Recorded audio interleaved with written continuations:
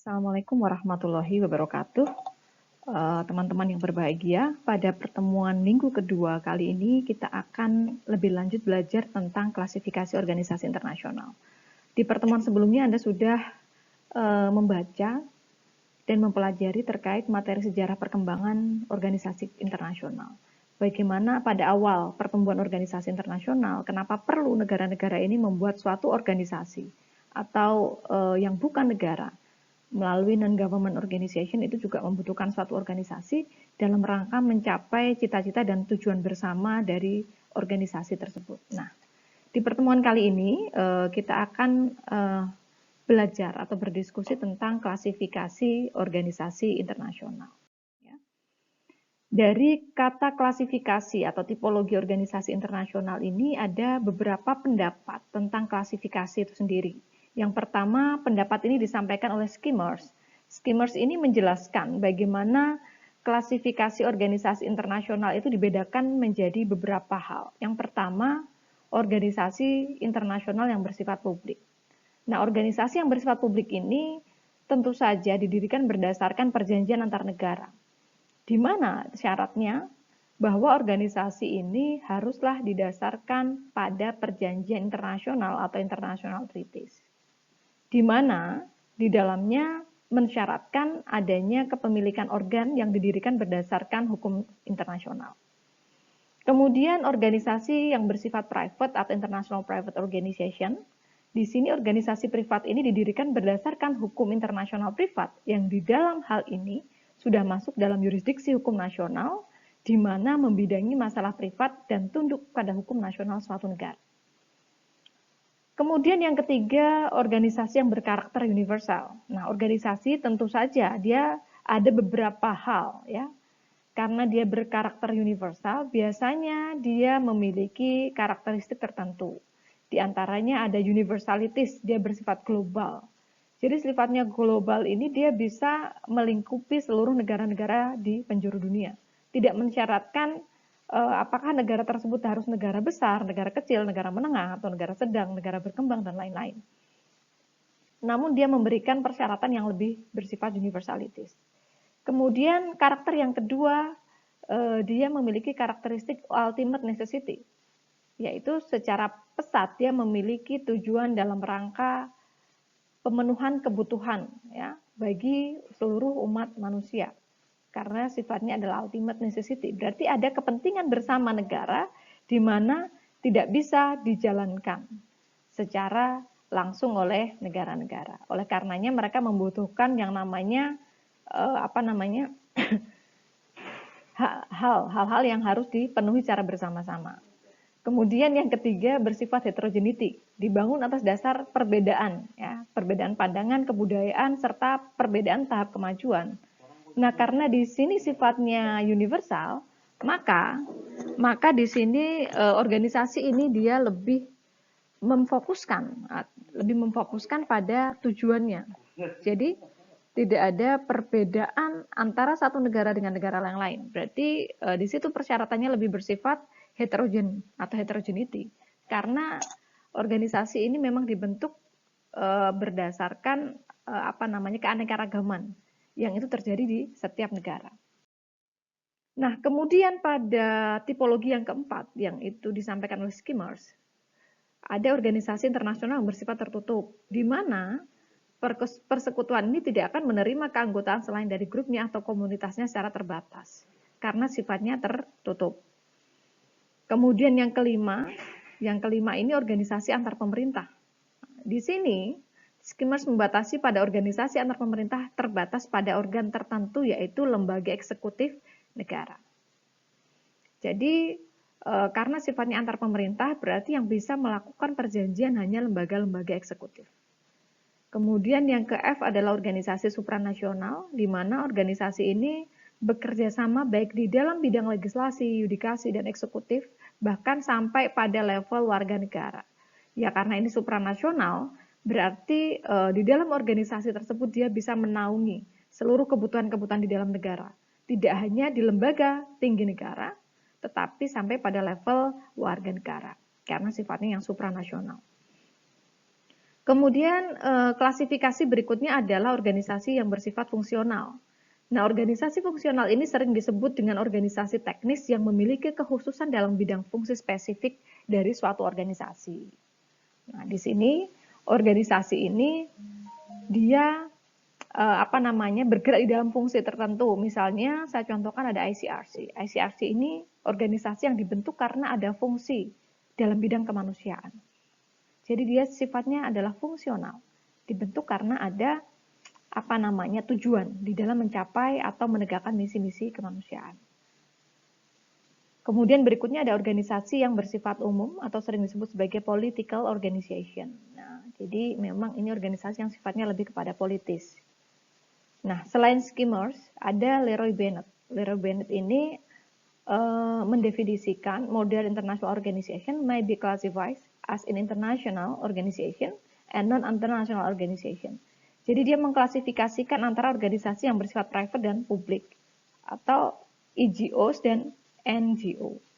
Di mana di dalamnya juga memiliki tujuan-tujuan yang khusus ataupun umum dan bahkan yang bersifat universal maupun regional. Kemudian yang ketiga, ada ahli hukum internasional yang lain, yaitu Bowood. Bowood mengklasifikasikan bahwa organisasi internasional ini dibagi menjadi 4 klasifikasi. Yang pertama berdasarkan fungsinya, bahwa organisasi politik, organisasi administrasi, dan organisasi yang memiliki kompetensi luas, dan organisasi yang memiliki kompetensi terbatas. Nah, ini berdasarkan fungsinya, dibedakan menjadi beberapa aspek. Kemudian berdasarkan sifatnya, ada organisasi yang bersifat global dan regional. Kemudian berdasarkan perjanjian, ada organisasi antar negara dan antar pemerintah dan non-pemerintah.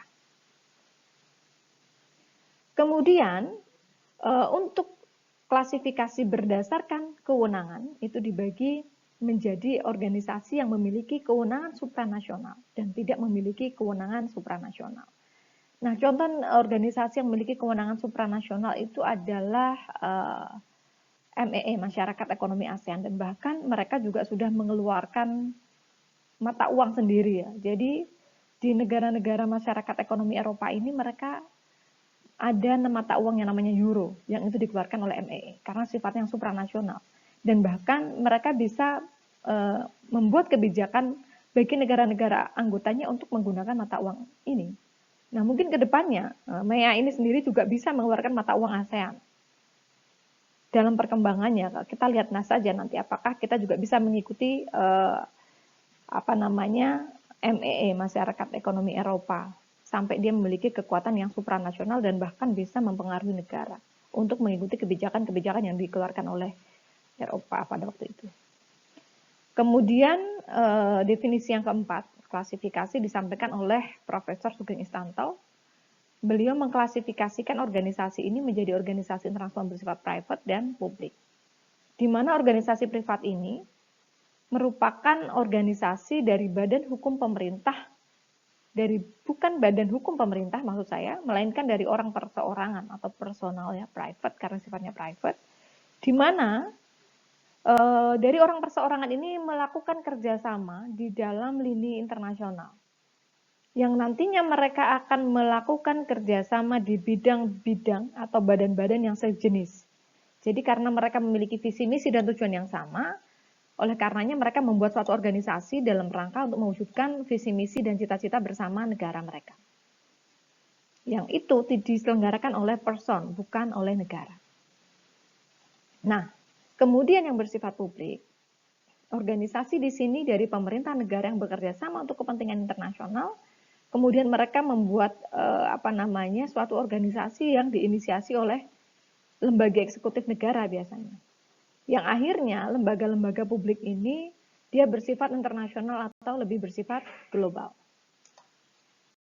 Kemudian Iwayan Partiana, beliau mengklasifikasikan dengan meninjau berbagai segi. Yang pertama, bahwa organisasi ini ditinjau dari ruang lingkup kegiatannya dibedakan menjadi OI yang bersifat global atau umum dan OI yang bersifat khusus. Jadi ada yang bersifat umum dan khusus. Kemudian ditinjau dari tujuannya, dibedakan antara organisasi dengan tujuan umum dan OI yang tujuan khusus atau terbatas. Kemudian yang ketiga, ditinjau dari sudut keanggotaannya, ini dibedakan menjadi organisasi yang terdiri dari negara-negara atau pemerintah, yang itu disebut sebagai intergovernmental organization, dan organisasi yang anggotanya terdiri atas bukan negara-negara atau non-governmental organization. Nah, itu yang disampaikan oleh Iwayan Partiana. Kemudian ahli hukum selanjutnya ada Teku Merudi. Beliau mengemukakan bahwa suatu organisasi juga dapat sekaligus menyandang lebih dari satu macam penggolongan, di mana itu bergantung pada bagaimana klasifikasinya, itu nanti dia bisa meliputi beberapa hal begitu ya. Nanti untuk lebih jelasnya akan saya berikan contoh masing-masing. Nah, ini ada 8 hal yang itu dibagi oleh Teku Merudi. Yang pertama, organisasi yang dia fokus pada kegiatan administrasi, ya, yang di dalamnya ada intergovernmental organization atau IGOs. Contohnya adalah PBB dan ASEAN, karena PBB dan ASEAN ini merupakan organisasi yang dia sifatnya publik, ya. Karena yang menjalankan organisasi ini adalah lembaga-lembaga eksekutif negara. Kemudian yang non-governmental organization atau NGO, atau Anda biasa menyebut sebagai lembaga non-pemerintah begitu, lembaga swadaya pemerintah gitu. Di situ dicontohkan ada IBF, FIFA, ICC. Nah, itu yang merupakan organisasi-organisasi yang dia bergerak dalam bidang olahraga gitu kan. Nah, Anda pasti tahu ya FIFA, Federation International Football Association. Nah, itu merupakan organisasi yang sifatnya NGO, non-governmental organization. Kemudian klasifikasi berikutnya dilihat dari ruang lingkup wilayah kegiatan dan keanggotaan. Di situ dibagi menjadi organisasi yang bersifat global, contohnya PBB, kemudian organisasi konferensi Islam. Nah, PBB ini wilayahnya dia lebih luas daripada yang bersifat regional ya. OKI pun juga. Jadi PBB ini dia meliputi seluruh negara-negara di penjuru dunia, tidak peduli dia dari benua Asia, Afrika, Eropa, Amerika, dan lain-lain. Tetapi dia juga ketika bisa mendaftarkan keanggotaan dengan syarat yang sangat-sangat tidak ribet ketika masuk menjadi anggota PBB ya. Karena dia hanya mensyaratkan bahwa negara itu adalah negara yang merdeka dan berdaulat. Dan dia adalah negara yang cinta damai. Maka dia bisa menjadi negara anggota PBB. Sama halnya dengan organisasi konferensi Islam. Organisasi konferensi Islam ini dia juga sifatnya lingkupnya tidak terbatas pada negara-negara di kawasan Middle East, dan bahkan Indonesia pun bisa menjadi bagian dari OKI karena dia hanya melihat dari perspektif negara tersebut, bahwa negara tersebut adalah negara-negara berlandaskan nilai-nilai keislaman. Dan kita negara Indonesia ini merupakan negara yang mayoritas penduduknya Muslim. Kita pun bisa mendaftarkan menjadi bagian anggota dari organisasi konferensi Islam. Kemudian dari lingkup wilayah yang lain itu juga dibagi menjadi regional ya. Karena dia sudah region, otomatis dia dibatasi oleh lingkup wilayah tertentu. Contohnya adalah Association of Southeast Asian Nations. Selain itu ada Uni Eropa, ya kan.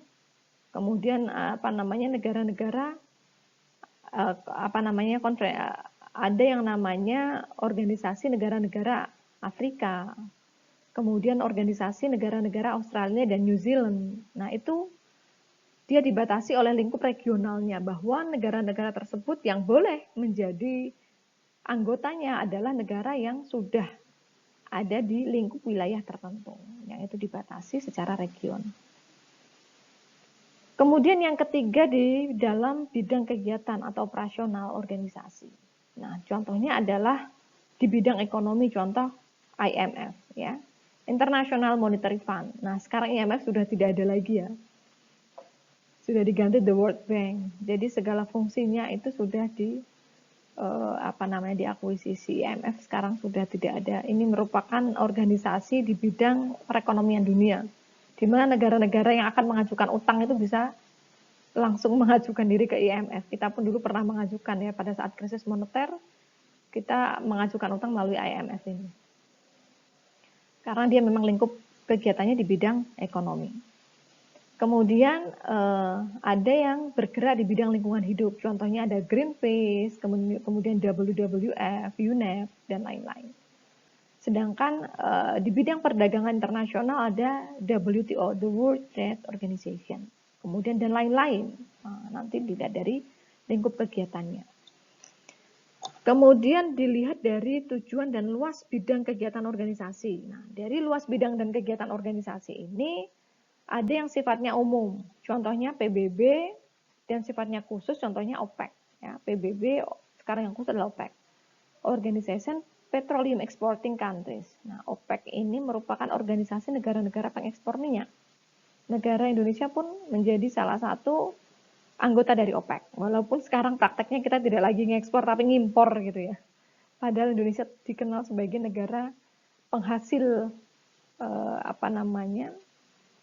tambang minyak yang juga luar biasa besar. Tapi prakteknya kita juga sebagian juga melakukan impor petroleum begitu kan. Nah, kemudian ada UNESCO, United Nations Education, Social and Cultural Organization. Nah, kemudian ini salah, itu typo ya. Kemudian ada ILO, International Labour Organization. Nanti ditambahkan di situ. Kemudian berdasarkan ruang lingkup wilayah dan bidang kegiatan, ada yang bersifat global umum, contohnya ada PBB. Kemudian global khusus ada OPEC, SCRC, WHO, dan lain-lain. Kemudian dan regional khusus itu adalah organisasi yang ada di bawah ASEAN, nanti dicek ya. Di situ sudah saya tampilkan di dalam slide-nya. Kemudian menurut taraf kewenangan atau kekuasaan, nah ini ada dibagi menjadi organisasi yang bersifat supranasional, ya.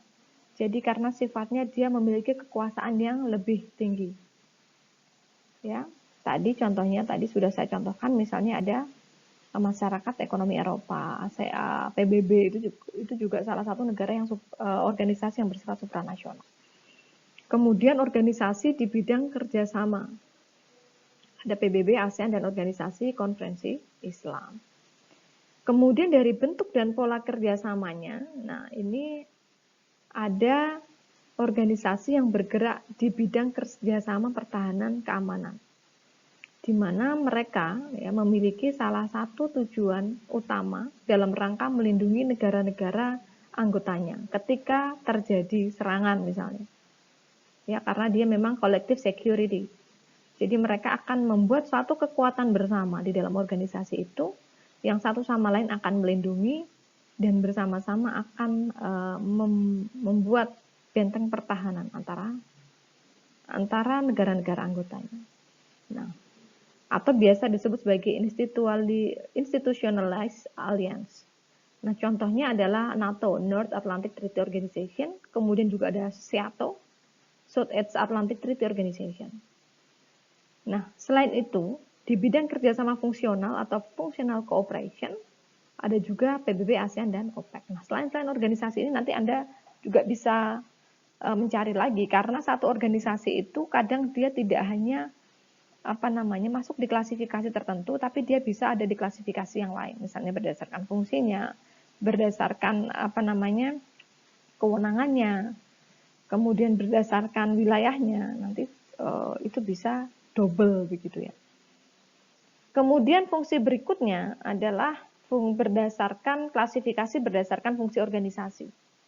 Nah, di situ ada organisasi yang bergerak di bidang politik, di mana dia menyangkut masalah-masalah politik.